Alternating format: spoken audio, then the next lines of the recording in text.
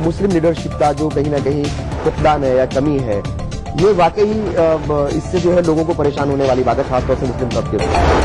मुसलमानों की लीडरशिप की बात की जाती है तो या तो मुलायम सिंह यादव की तरफ नजर जाती है, लालू प्रसाद यादव की तरफ नजर जाती है, या दूसरे जो लोग हैं उनकी तरफ जाती है। मुसलमान के नाम पर मुस्लिम कायद आज नहीं है, न सिर्फ मुस्लिम तबके में बल्कि दूसरे जो बिरादरियां हैं उनमें भी, या फिर जो दूसरे लोग हैं उनमें भी जो है कोई कायद नहीं है। जो लोग सियासी पार्टियों में मौजूद हैं वो सिर्फ अपने बॉसेस को खुश करने की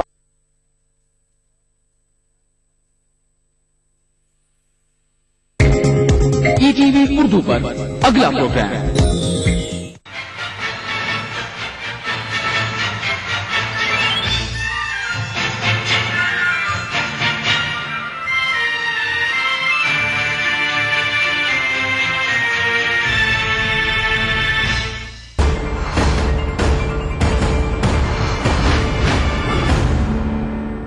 नमस्कार, मैं हूं हरिशंकर व्यास। सेंट्रल हॉल में आपका स्वागत है। आर्थिक फैसलों और दशा दिशा में भारत के पिछले 8 साल कैसे भटकाव वाले थे, इसका प्रमाण विशाल प्रोजेक्टों पर पर्यावरण मंजूरी का अटके रहना है। कोई माने या नहीं माने, डॉक्टर मनमोहन सिंह और यूपीए सरकार को फेल करने में नंबर 1 योगदान पहले जयराम रमेश और फिर जयंती नटराजन का रहा है। इन दोनों ने अरबों रुपए के पूंजी निवेश के प्रस्तावों को पर्यावरण की हरी झंडी नहीं मिलने दी, न उन्हें खारिज किया और न मंजूर किया, अटकाए रखा। जयराम रमेश ने निज इमेज और अपने आप को झोला छाप एनजीओ बिरादरी का नेता बनाए रखने के लिए सत्यानाश किया। डॉक्टर मनमोहन सिंह ने उनकी मंत्रालय से छुट्टी कराई तो जयंती नटराजन से फुर्ती की उम्मीद थी, मगर वे अपने कारणों से फाइलों पर बैठी रही। 100 दिसंबर में उनकी छुट्टी हुई। वीरप्पा मोइली को पर्यावरण मंत्रालय का अतिरिक्त प्रभार मिला। उन्होंने पिछले 15 दिनों में एक के बाद एक कई प्रोजेक्ट मंजूर किए। क्या ऐसा 5 साल या 7 साल पहले नहीं हो सकता था? इससे जाहिर होता है कि मनमोहन सरकार की निर्णय प्रक्रिया लकवे से ग्रस्त थी। मोइली ने महीने भर में पॉस्को के अलावा तवांग 2 और तिस्ता 4 बिजली प्रोजेक्ट सहित 15 प्रोजेक्ट्स को हरी झंडी दी है। क्या यह सब पहले नहीं हो सकता था? आज इस पर चर्चा है, मगर उससे पहले सुर्खियां और राजकाज है। शुरुआत सत्ता गलियारों की गपशप से करते हैं। अमेठी में इस बार कांग्रेस के नायब सदर राहुल गांधी के लिए इलेक्शन बहुत आसान नहीं होने वाला है। आम आदमी पार्टी के रहनुमा कुमार विश्वास ने उनके लिए जबरदस्त चैलेंज खड़ा कर दिया है। इलेक्शन में हार जीत अभी बहुत दूर की बात है, लेकिन ये कुमार विश्वास के अमेठी जाने का असर है कि गांधी खानदान की इस रवायती सीट पर राहुल की मुखालफत होने लगी है।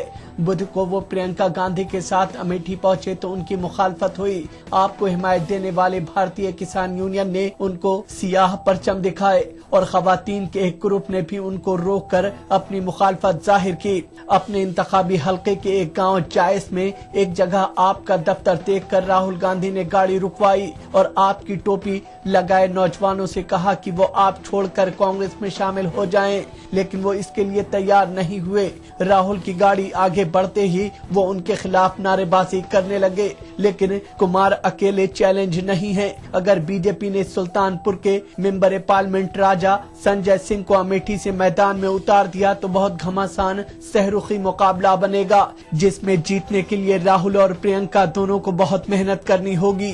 कांग्रेस के कुछ लीडर चाहते हैं कि राहुल 2 जगह से इलेक्शन लड़ें। अगर उन्होंने ऐसा किया तो अमेठी की लड़ाई मजीद कमजोर होगी। भारतीय जनता पार्टी 7 फरवरी को होने वाले राज्यसभा इंतखाबात के लिए कौन कौन से नए उम्मीदवार उतारेगी और किन मेंबरान पार्लियामेंट को फिर से राज्यसभा में भेजा जाएगा, इसे लेकर कई तरह के कयास लगाए जा रहे हैं। पहले तय माना जा रहा था कि दिल्ली के रियासती बीजेपी सदर विजय गोयल इस बार राज्यसभा में जाएंगे, लेकिन पार्टी के कुछ लीडर ने विजय कुमार मल्होत्रा को ज्यादा बेहतर बताकर गोयल के लिए मुश्किल खड़ी कर दी है। बीजेपी जराये के मुताबिक नए नए चेहरों में विजय गोयल या फिर विजय मल्होत्रा का नाम होगा। इनके अलावा पार्टी की तर्जुमान निर्मला सीतारमण और राष्ट्रीय स्वयंसेवक संघ से जुड़े राकेश सिन्हा का नाम भी हो सकता है। महाराष्ट्र से पार्टी आरपीआई के रहनुमा रामदास अठावले को एक सीट देने वाली है। बिहार में बीजेपी की 2 सीटों में से एक पर सीपी ठाकुर का लौटना तय बताया जा रहा है। दूसरी सीट पर नया उम्मीदवार होगा। राजस्थान की तमाम 3 सीटें बीजेपी के खाते में जाएंगी। एक सीट से ओम प्रकाश माथुर को फिर राज्यसभा में भेजने पर गौर किया जा रहा है। बीजेपी की दूसरी सीट ज्ञान प्रकाश पिलानिया की है, जिनके तीसरी मर्तबा राज्यसभा में जाने पर शक व शुबा है। तीसरी सीट के लिए कोई नया चेहरा होगा। मध्य प्रदेश में साबिक रियासती सदर प्रभात झा का लौटना तय है, लेकिन दूसरी सीट के लिए पार्टी कोई नया चेहरा दे सकती है। अरविंद केजरीवाल अपने हर धरने या अनशन को मुल्क की आजादी की दूसरी लड़ाई कहते हैं। इस लिहाज से 20 और 21 जनवरी को उन्होंने मुल्क की दूसरी आजादी की लड़ाई छठी बार लड़ी और गुज़िश्ता 5 बार की तरह बिना आजादी हासिल किए मामूली समझौतों पर वो अनशन खत्म करके घर लौट गए। केजरीवाल ने अन्ना हजारे की क़यादत में पहली बार जंतर मंतर पर धरना दिया था। जन लोकपाल चाहिए या फिर वजीर आजम गद्दी छोड़े के मुतालबे से शुरू हुआ अनशन लोकपाल पर गौर खौस के लिए बनी एक मुश्तरका कमेटी के साथ खत्म हो गया।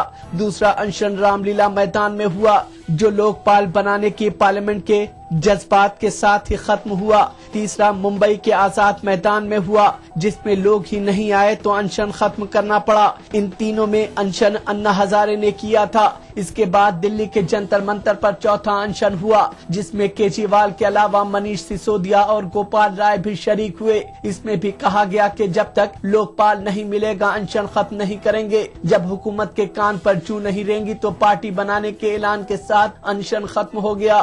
फिर वो बिजली की कीमतें घटाने के लिए सुंदर नगरी में अनशन पर बैठे और 16 दिन तक कुछ नहीं हुआ तो ये कहते हुए अनशन खत्म कर दिया कि इलेक्शन लड़ेंगे, उसके बाद कीमतें कम करेंगे। छठी बार 4 अफसरान को मुअत्तल कराने के लिए अनशन पर बैठे तो 2 लोगों को छुट्टी पर भिजवाकर अनशन खत्म किया। अब आज की ताजा सुर्खियां हैं, ये लीक से कुछ हटकर है। इनसे देश की दशा दिशा के हाल बूझ सकेंगे। बीजेपी वजारत उज़्मा के दावेदार नरेंद्र मोदी ने कांग्रेस के सीनियर रहनुमा मणिशंकर अय्यर के तबसरे को बड़ा सियासी इशू बनाया है। गोरखपुर में पार्टी की एक बड़ी रैली को खिताब करते हुए उन्होंने कहा कि कांग्रेस का कोई रहनुमा ये तस्लीम करने के लिए तैयार नहीं है कि एक चाय वाला उनको चैलेंज कर रहा है। गौरतलब है कि अय्यर ने कांग्रेस के कन्वेंशन में बचपन में मोदी के गुर्बत का मजाक उड़ाते हुए कहा था कि मोदी 21वीं सदी में मुल्क के वजीर आजम नहीं बन सकते हैं, लेकिन वो चाहे तो कांग्रेस कन्वेंशन में उनको चाय बेचने का बंदोबस्त किया जा सकता है। अय्यर के इस बयान पर हमला बोलते हुए मोदी ने कहा कि कांग्रेस के रहनुमा नजरियाती तौर पर भी बीजेपी को चैलेंज कर सकते थे, लेकिन अपने घमंड में वो हमारी गुर्बत का मजाक उड़ा रहे हैं।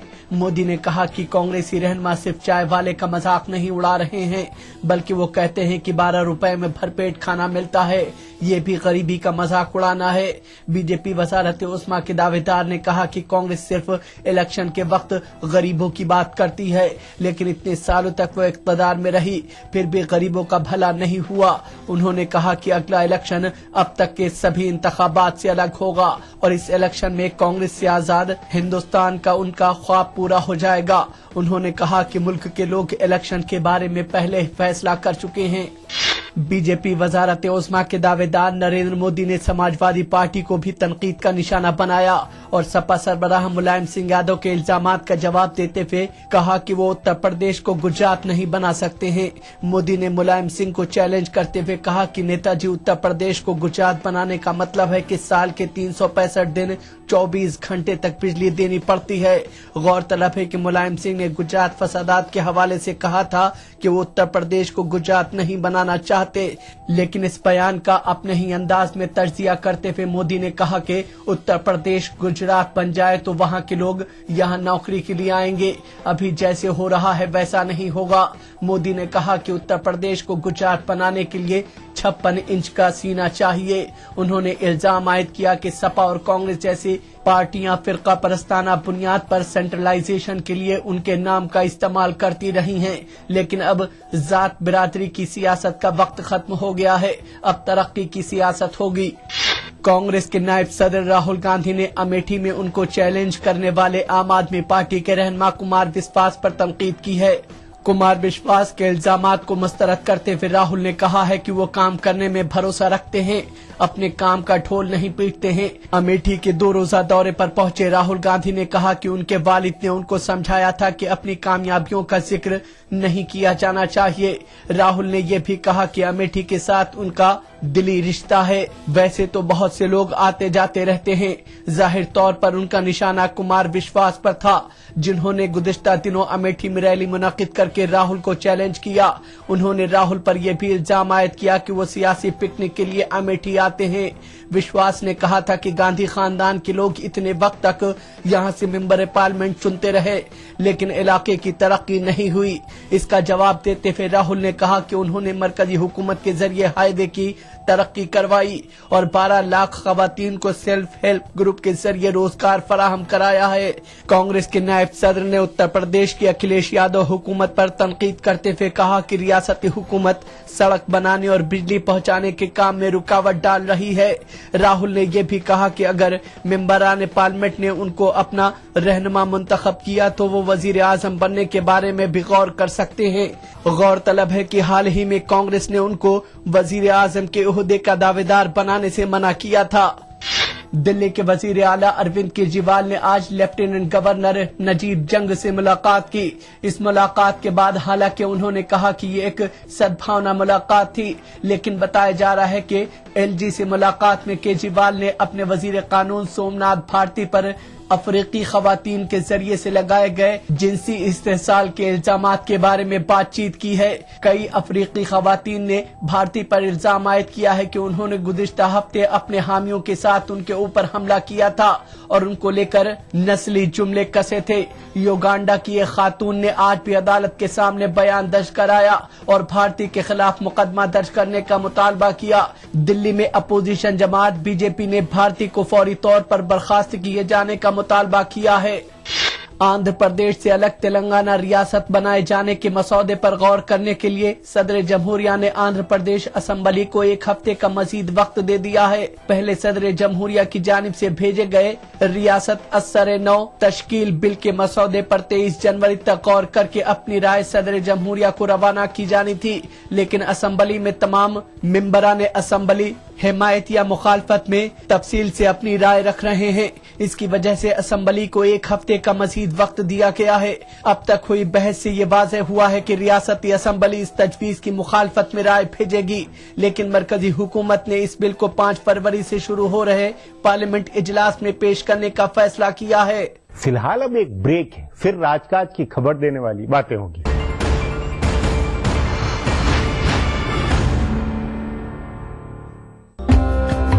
मदारिस में भी है संस्कृत की मकबूलियत, हिंदुओं में भी बढ़ रहा है उर्दू का ज़ौक़। उत्तर प्रदेश के जौनपुर में हिंदू मुस्लिम तालिबात की हमांगी पर देखिए खास रिपोर्ट जुमा की शाम 7:30 बजे खास बात में सिर्फ ईटीवी उर्दू पर। मुल्क जा खुसरो चे खुसरो। हजरत अमीर खुसरो को खिराज अकीदा हैदराबाद में मुनक्किदा जश्न खुसरो जल्द आ रहा है सिर्फ ईटीवी उर्दू पर। हिंदुस्तान के मुसलमान एक हो जाए, किसी एक इशू के ऊपर एक हो जाए और उनकी आवाज को बुलंद किया जा सके, यानी मुस्लिम क़यादत का फुकदान जो है वो कहीं ना कहीं है। आप मानते हैं इस बात? एक हिंदुस्तान में जो इशू बना मुस्लिम्स में कि whether you are for Pakistan और यू आर अगेंस्ट पाकिस्तान, तो हर आदमी उसके साथ आइडेंटिफाई हो गया और उसी से क़यादत उभरती चली गई। मुस्लिम लीडरशिप का जो कहीं ना कहीं फुकदान है या कमी है, ये वाकई इससे जो है लोगों को परेशान होने वाली बात है, खासतौर से मुस्लिम तबके में। मुसलमानों की लीडरशिप की बात की जाती है तो या तो मुलायम सिंह यादव की तरफ नजर जाती है, लालू प्रसाद यादव की तरफ नजर जाती है, या दूसरे जो लोग हैं उनकी तरफ जाती है। मुसलमान के नाम पर मुस्लिम कायद आज नहीं है। न सिर्फ मुस्लिम तबके में बल्कि दूसरे जो बिरादरियां हैं उनमें भी, या फिर जो दूसरे लोग हैं उनमें भी जो है कोई कायद नहीं है। जो लोग सियासी पार्टियों में मौजूद हैं वो सिर्फ अपने बॉसेस को खुश करने की बात करते हैं। हिंदुस्तान में मुस्लिम क़यादत का फुक़दान। देखिए प्रोग्राम हमारे मसाइल जुमे की रात 8 बजे और इतवार दोपहर 2:30 बजे सिर्फ ETV उर्दू पर।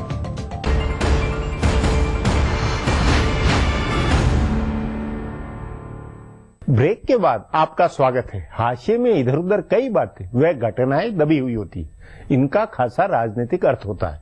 उन्हीं में से अब पेश है राजकाज की कुछ बातें। तमिलनाडु की वजीर आला जयललिता ने लोकसभा इलेक्शन से पहले तीसरे मोर्चे की सियासत शुरू कर दी है। गुज़िश्ता 6 महीने में ये दूसरा मौका है जब उन्होंने बाया महाज जमातों के साथ राब्ता कायम किया है। पिछले साल रियासत की कुछ सीटों पर राज्यसभा के इलेक्शन हुए थे, जिसमें जयललिता ने मदद करके CPI के डी राजा को दूसरी बार राज्यसभा में भिजवाया था। अब 7 फरवरी को होने वाले इलेक्शन में वो CPM के TK रंगराजन को दूसरी मिकात दिलाने में मदद करने पर मुत्तफिक हो गई हैं। जयललिता पहले बीजेपी के तई सद्भाव दिखा रही थी। माना जा रहा था कि वो नरेंद्र मोदी की मदद करेंगे और उनके NDA में शामिल होने पर गौर खौज भी किया जाने लगा था। लेकिन अब ऐसा लग रहा है कि उनको तीसरे मोर्चे से वजीर आजम बनने के ज्यादा इम्कानात दिख रहे हैं। उनके करीबी जराये का कहना है कि नतीजे 1996 की तरह आएंगे और इस बार की देवेगौड़ा जयललिता हो सकती हैं। आम आदमी पार्टी का हौसला गिरने लगा है। जिस दिन दिल्ली हुकूमत के वजीर कानून सोमनाथ भारती ने आधी रात के बाद अपने हामियों के साथ गैर मुल्की खवातीन को घेरा, उनकी जांच कराई और उनको गिरफ्तार करने के लिए पुलिस से झगड़ा किया, उस दिन से पार्टी को चंदा मिलना भी कम हो गया है और पार्टी की रुकनियत लेने वाले लोगों की तादाद में भी गिरावट आई है। एक आदादोशुमार के मुताबिक 16 जनवरी तक हर दिन ऑनलाइन 1 लाख अरकान बन रहे थे, जो गिरकर 30,000 पर आ गए हैं। मेंबर साजी मुहिम शुरू करने के बाद पिछले 12 दिन में 50 लाख अरकान बनने का दावा किया गया है, जबकि 26 जनवरी तक 1 करोड़ रुकन बनाना था। पार्टी जराये का कहना है कि अगले 4 दिन में 10 लाख से ज्यादा अरकान नहीं बन पाएंगे। इसी तरह 17 जनवरी के बाद से चंदा भी कम हो गया है। 12 दिसंबर के बाद से औसतन 15 लाख रुपए रोज मिल रहे थे, जो घटकर 3 लाख पर आ गया है। नजरिए का फर्क कुछ भी करा सकता है। जयराम रमेश और जयंती नटराजन ने अपनी दुकान की चिंता की, देश की नहीं। देश के विकास रोजगार को बढ़वाने वाले विशाल प्रोजेक्ट अटकाए रखे, लेकिन वीरप्पा मोइली ने मंजूरी दी। यह फर्क राजकाज और सरकार की दशा पर टिप्पणी है। इस पर आगे चर्चा करें उससे पहले देखें मेरा यह खुलासा। अब एक एक करके मरकजी हुकूमत के पॉलिसी से मुतालिक लकवे वाले फैसले का सच सामने आ रहा है। हिंदुस्तान के सनतकारों ने कई बार खुलेआम इस जुमले का इस्तेमाल किया। मुल्क के कई मुअज़्ज़ज़ सनतकारों ने खत लिखकर वजीर आजम से कहा कि वो फैसले को करवाएं, लेकिन UPA 2 की हुकूमत में फाइलें आगे नहीं बढ़ी। तमाम फैसले अटके रहे और लाखों करोड़ रुपए के बुनियादी ढांचे की तरक्की के प्रोजेक्ट अटके रहे। जयंती नटराजन के माहौलियात व जंगलात के वजारत से हटने और इंचार्ज वजीर वीरप्पा मोइली के 2 हफ्ते में दर्जनों फाइलों के निपटारे और 1.5 लाख करोड़ रुपए के प्रोजेक्ट को हरी झंडी दिए जाने के बाद हुकूमत के पॉलिसी से मुतालिक फैसलों के लकवे का सच खुलने लगा है। नटराजन की वजारत से जाने के बाद ये राज खुला कि उन्होंने करीब 70 फाइलें मंजूरी देने के बाद भी रोक कर रखी थी। कुछ फाइलें तो उनके घर पर पड़ी हुई थी। इसके अलावा सैकड़ों प्रोजेक्टों की फाइलें बिना मंजूरी के उनके यहाँ पड़ी हुई थी। कहा जा रहा है कि कुछ फाइलें तो 4-5 साल पुरानी थी। वीरप्पा मोइली ने वजारत की जिम्मेदारी संभालते ही धड़ाधड़ फैसले किए, लेकिन अब हुकूमत के पास वक्त नहीं बचा है। फिर भी मोइली ने जिस अंदाज में काम किया है उससे वाज़ेह हो रहा है कि हुकूमत ये काम पहले कर सकती थी। अगर पहले फैसले होते, जंगलात या माहौलियात की मंजूरी के नाम पर प्रोजेक्ट नहीं रोके जाते थे, तो हिंदुस्तान की मईशत उस सिमत में नहीं पहुँचती जिसमें पहुँची हुई है। मोइली ने जो कुछ किया है वो पहले हो सकता था और दूसरे तमाम वजारतों में भी हो सकता था। UPA 2 की हुकूमत में ये मसला सिर्फ जंगलात व माहौलियात की वजारत या सिर्फ जयंती नटराजन के साथ नहीं था। उनसे पहले जयराम रमेश इस वजारत में थे तो उन्होंने गो और नो गो जोन का उसूल वज़ा किया था। इस उसूल के तहत उन्होंने जंगल के काफी बड़े हिस्से को नो गो जोन में तब्दील कर दिया था, जहां कितनी भी कीमती काने हो, उससे खुदाई नहीं हो सकती थी। वजीर कोयला श्री प्रकाश जायसवाल ने इसकी काफी मुखालफत की, लेकिन रमेश अपनी बात पर बजिद रहे। इसका नतीजा ये हुआ कि मुल्क भर के बिजली घरों में कोयले की कमी होने लगी। रमेश जब वजारत देही तरक्कियात में गए तो वहाँ कई सालों तक आराजी तहवील का बिल लटका रहा। उन्होंने राहुल गांधी के ख्वाब का बिल बनाने के नाम पर उसमें कई ऐसी तजावीज करती जिनकी जहाज जानिब से मुखालफत हुई। पार्लिमानी कमेटी से लेकर अपोजिशन के लीडरान से बातचीत की बुनियाद पर रजामंदी बनाकर बिल को पास कराया जाता। तब तक हुकूमत अपने आखिरी मरहले में पहुंच गई। आराजी तहवील की वजह से कितने प्रोजेक्ट अटके हुए हैं ये बताने की बात नहीं है। असल में UPA 2 में कई चीजें लगातार गड़बड़ रही हैं। ये महज इत्तफाक नहीं हो सकता कि जितने बुनियादी ढांचों के वजारतें हैं उनमें कई बार वजीर तब्दील किए गए। रेलवे जैसी वजारत में 5 साल 5 वज़रात तब्दील किए गए। UPA 1 में जो रेलवे मुनाफा देने वाला इदारा था, UPA 2 में उसका भट्टा बैठ गया। पेट्रोलियम से लेकर तवानाई और बुनियादी ढांचे वाली वजारत में कई बार वज़रा तब्दील किए गए। वजीर आजम ने इन वजारतों के वज़रा के साथ बैठकर ज़ेरे इल्तवा प्रोजेक्टों को निकलवाने की कोशिश की, लेकिन वो कामयाब नहीं हुए और ये उनकी सबसे बड़ी नाकामी साबित हुई। अब एक ब्रेक है, उसके बाद पर्यावरण के नाम पर राजनीति की चर्चा करेंगे।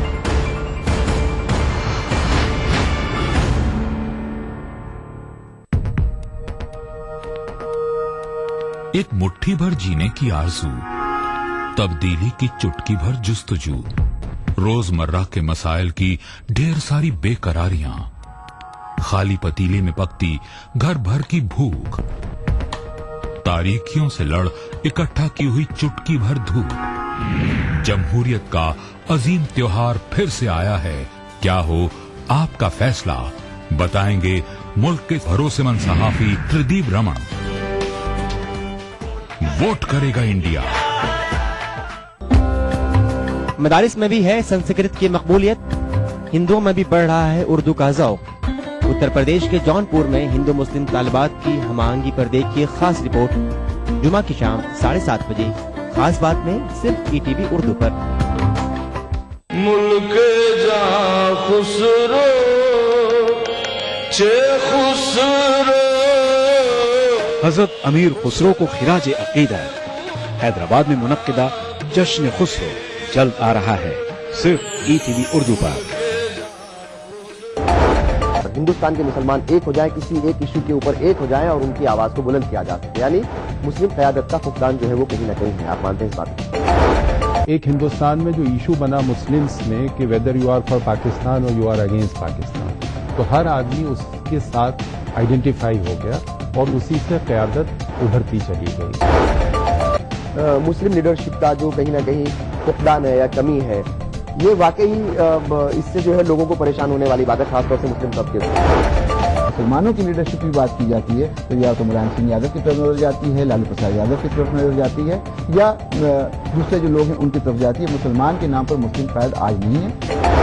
न सिर्फ मुस्लिम तबके में बल्कि दूसरे जो बिरादरियां हैं उनमें भी, या फिर जो दूसरे लोग हैं उनमें भी जो है कोई कायद नहीं है। जो लोग सियासी पार्टियों में मौजूद हैं वो सिर्फ अपने बॉसेस को खुश करने की बात करते हैं। हिंदुस्तान में मुस्लिम क़यादत का फुकदान। देखिए प्रोग्राम हमारे मसाइल, जुमे की रात 8 बजे और इतवार दोपहर 2:30 बजे, सिर्फ ETV उर्दू पर।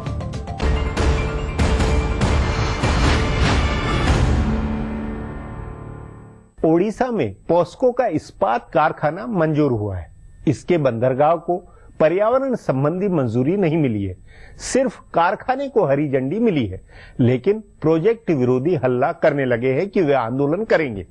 मतलब NGO और राजनीतिक जमात की अड़ंगेबाजी एक जैसी है। इस पर चर्चा के लिए आज मेरे साथ आर्थिक मामलों के जानकार आनंद प्रधान है।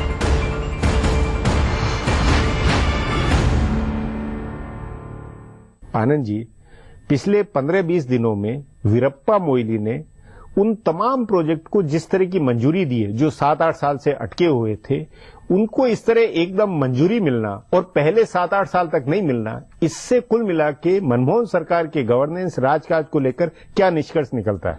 इससे यह पता चलता है कि पर्यावरण जैसे अति संवेदनशील मसले पर इस सरकार का रवैया किस तरह से एडहॉक है, इसको लेकर के इसकी कोई प्रतिबद्धता नहीं है। पर्यावरण मंत्रालय का अगर पिछले 10 साल में इस सरकार के कामकाज को देखें तो पहले ए राजा भी मंत्री रहे, जिनके समय में ये आरोप है कि जिस तरह से लाइसेंसेस बांटे गए, पर्यावरण मंजूरियां दी गई, पर्यावरण कमेटियों में अपने लोगों को भरा गया और एक तरह से पूरी मिनिस्ट्री को भ्रष्टाचार का एक बड़ा केंद्र बना दिया गया था। उसके बाद जयराम रमेश आए। जयराम रमेश के समय में जो पहलकदमियां शुरू की गई उनको बीच में ही हटा करके उनकी जगह जयंती नटराजन को लाया गया ताकि इन कार्रवाई मतलब खास करके पर्यावरण मंजूरी जल्दी से जल्दी दी जा सके। उसमें आकर के जयंती नटराजन ने भी एक तरह से वो फाइलों पर बैठ गई एक तरह से। तो उसके बाद अब जिस तरह से वीरप्पा मोइली को सरकार ने अपने कार्यकाल के आखिरी 4-5 महीनों में लाया है और उसके 20 दिन में उन्होंने 1 लाख करोड़ के प्रोजेक्ट्स को मंजूरी दी है, तो उससे यह पता चलता है कि कितनी जल्दबाजी दिखाई जा रही है। एक समय बहुत धीमी गति और फिर बहुत तेजी से चल रही है, तो इन दोनों के बीच में कोई संतुलन जो बहुत महत्वपूर्ण बात है वो नहीं दिखाई पा रही। लेकिन ये नहीं लगता है कि जयराम रमेश ने, क्योंकि बहुत लंबे कार्यकाल तक इस मंत्रालय को संभाला और उन्होंने एक भी प्रोजेक्ट में न उनको नामंजूर भी नहीं किया। अगर मान लीजिए उसमें थी गड़बड़ी तो ये नामंजूर होना चाहिए था, लेकिन लटकाए रखा और अपनी इमेज पर्यावरण और एनजीओ छाप, झोला छाप के अंदर जो इमेज बनाने की जो राजनीति की उन्होंने, क्या वो ये नहीं लगता है कि दो एक्सट्रीम के बीच में ये पूरी पर्यावरण का मसला उलझ गया? मैं समझता हूं कि जयराम रमेश के समय कुछ सही पहलकदमियां शुरू की गई, जैसे अभी जैसे देखिए सुप्रीम कोर्ट का 9 जनवरी को एक आदेश आया है कि उन्होंने कहा कि पर्यावरण के लिए एक इंडिपेंडेंट ट्रांसपेरेंट रेगुलेटर बनाइए। और ये 2010 में जयराम रमेश के समय इसकी कोशिश शुरू हुई थी। 2010 में इसका एक प्रपोजल सामने, 2 ड्राफ्ट लाए गए थे कि ट्राई के मॉडल पर बनाया जाए या जो प्रसार भारती है उसके मॉडल पर एक इंडिपेंडेंट कॉर्पोरेशन बनाया जाए।